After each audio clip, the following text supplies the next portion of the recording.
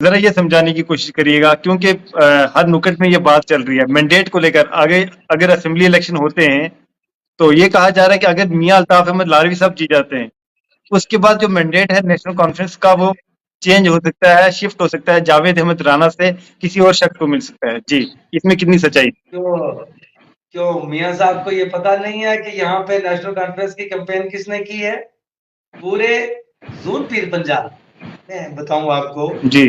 मियां साहब के ताल्लुक से यहाँ अमूमी तौर पे गलत फहमियां फैलाने की बात की गई और मियां साहब को और बिलखसूस उस दरबार को इस्तेमाल किया गया।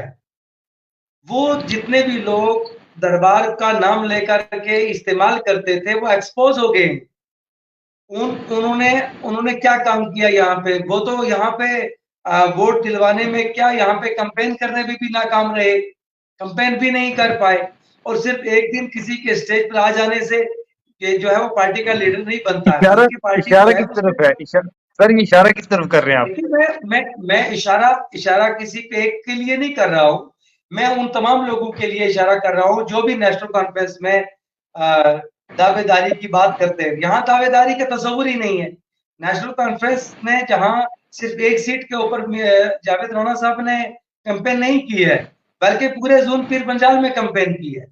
और यहीं तक नहीं, बल्कि जावेद राणा के असर को अगर देखना है तो बारामूला के अंदर अल्लाह के फजल करम से उन्होंने वोट टर्न करवाया है। तो ये एक बड़ी बात, एक बड़ी बात है अपने आप में।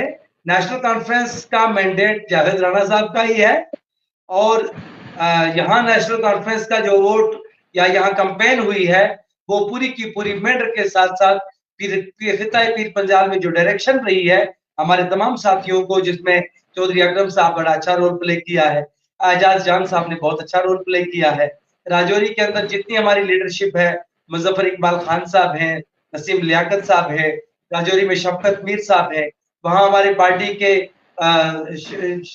सदर जिला सदर शफायत खान साहब हैं, या पुंछ में राठौर साहब है। तो ये पूरी टीम है।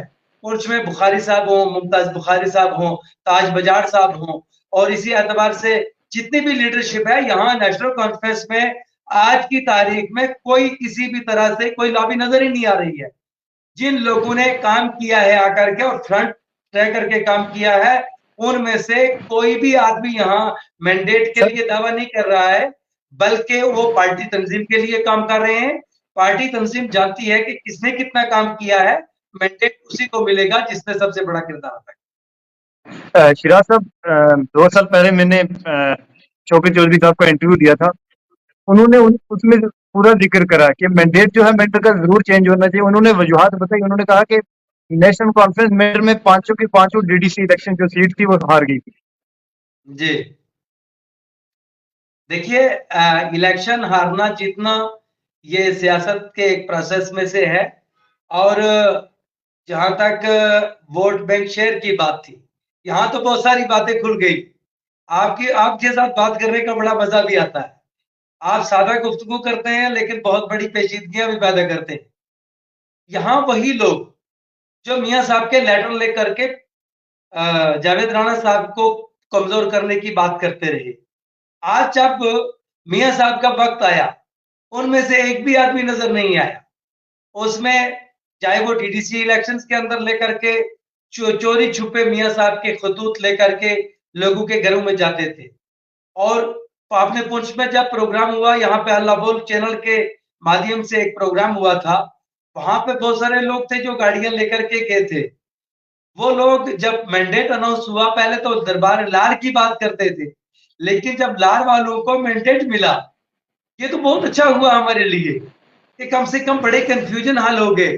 उनमें से आज की तारीख में वो तमाम के तमाम लोग जो है जब उस स्टेज पर नजर नहीं आए, मियां साहब की मुखालिफत करते हुए नजर आए, तो क्लियर हो गया कि वो लोग कल भी मियां साहब का नाम बेच रहे थे, चाहे हजरत मियां बशीर रहमतुल्लाह अलैह का नाम बेच रहे थे या हजरत मियां अल्ताफ साहब का नाम बेच रहे थे।